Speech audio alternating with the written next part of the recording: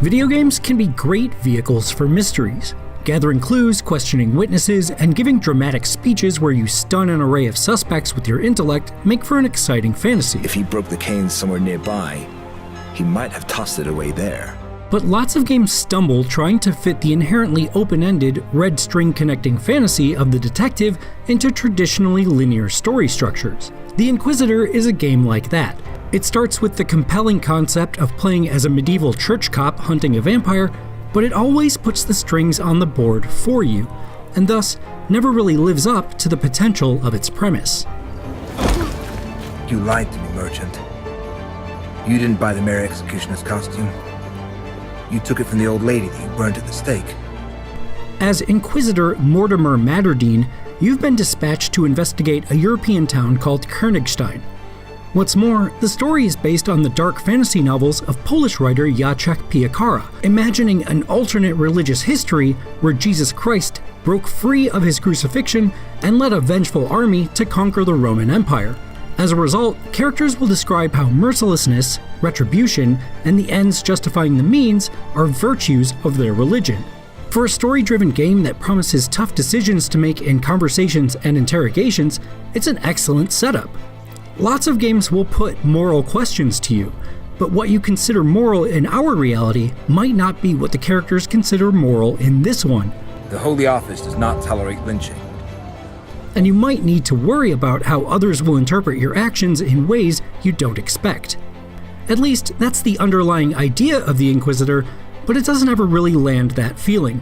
The consequences of your actions shake out pretty much the way you'd expect them to, whether you're nice or mean. Or at least, that's how it seemed to me over 2 complete playthroughs, with the first taking me around 8 hours. How and when your choices affect the story isn't particularly clear in most cases, and a mostly linear, straightforward structure makes it difficult to tell if and when you're able to move things in different directions. Don't do it, Master. The captain will throw me out of the guard. I beg you, have mercy.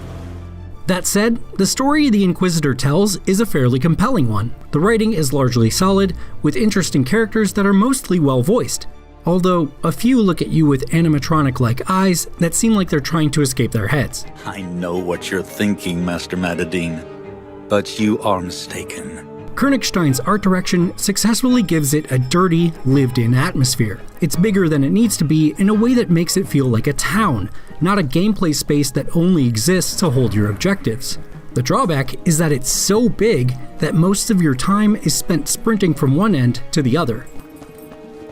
As an investigator, you'll eavesdrop on conversations, Can't be pulling those tricks with us. We don't haggle. examine murder victims, and scope out crime scenes. Bad news always travels quickly. Get her out of here.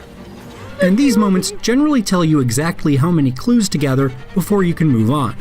Most of your clue collecting ability comes from the Inquisitor's version of detective vision. When Mortimer prays, the landscape goes gray and important elements like your destination, collectible notes, clues, or scent trails you can follow are all highlighted. Vision modes like the Inquisitor's always seem like a necessary evil, but that didn't stop praying from feeling like a crutch whenever I used it.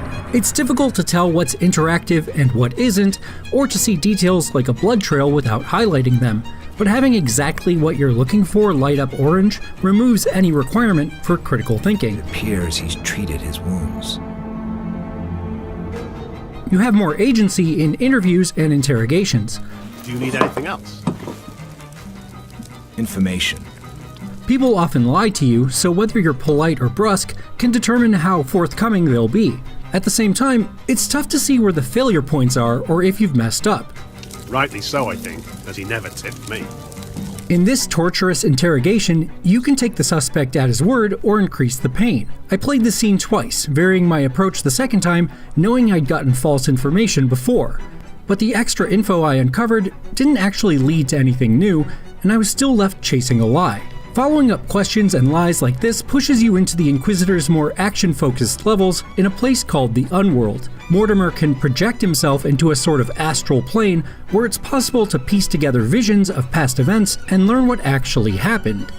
Should have sold me the mask and costume when I was asking nicely. Which? These sequences give Mortimer a supernatural cheat code, which then makes a lot of those clue hunts and interrogations feel unnecessary. Why bother asking people for answers if you're just going to use a magical surveillance system anyway? The Unworld puts you in a twisted, dark reflection of Königstein, where you're constantly dodging the detection of a flying eyeball called the Merc, while you search for 5 pieces of a vision to trigger a cutscene. To avoid the Merc's searching gaze, you'll need to dip under overhangs and pick the right paths. More interesting aspects are added over time, such as sword-wielding enemies and black mist that slows you down, and you'll even unlock useful abilities, like a blast of light to temporarily blind the Merc. The first couple of these levels are tense, but once I realized enemies are predictable enough that you can pretty much just sprint straight to each objective, they cease to be stressful. Lack of challenge thanks to general clunkiness is a problem throughout the Inquisitor, weakening its otherwise decent ideas. There are several times when you'll engage in sword fights, a system that includes standards like light and heavy attacks, and a parry that opens enemies up to counterattack. Theoretically, duels should be tense dances, where you identify your opponent's moves and react with the appropriate counter. But I won just about every fight by executing 1 or 2 perfect parries and then overwhelming them with a flurry of strikes. The Inquisitor has a couple of tougher boss fights against more interesting foes, but most of the battles are easily won because enemies just can't keep up with you. Rejoice, scum! You're about to meet the Creator. Action sequences aren't the main thrust of the Inquisitor, though.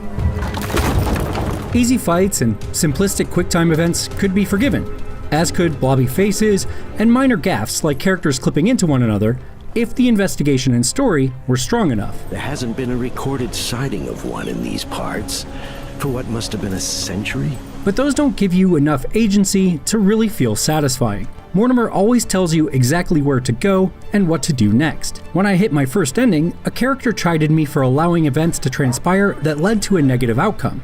But after a second playthrough, I'm still not sure where I messed up, except for a particular conversation where I was supposed to stall for time but didn't stall enough. I had no way of knowing which choices would have stalled more than others either. Even when I made specific choices with the benefit of hindsight, like choosing to avoid a fight I knew would get a character killed, resulting in another later trying to kill Mortimer in revenge, that later scene still played out as if that person had been killed. There are a few distinct choices that lead to different situations like this one, but they don't seem to materially affect the story, and I never saw opportunities to search for different clues or follow alternate leads. There are occasional technical issues that undercut the experience as well. The Inquisitor's best sequence takes you into a maze-like dungeon where you confront a murderous jester who's constantly rhyming and playing a flute. I shall make him disappear! 'Tis a trick! This guy is creepy. And when you find him dismembering a victim, he disappears among the jail cells, forcing you to follow his taunts emanating from the shadows. The dinginess of the dungeon under torchlight and the cackling couplets from the darkness all made for something that was really fun, tense, and spooky, until I got lost in the maze. For some reason, the prayer ability didn't work throughout this sequence, even though prompts appeared telling me to use it. So in a later portion, when there was no sound for me to follow, I was stuck just running around the dungeon trying to figure out what the Inquisitor wanted me to do.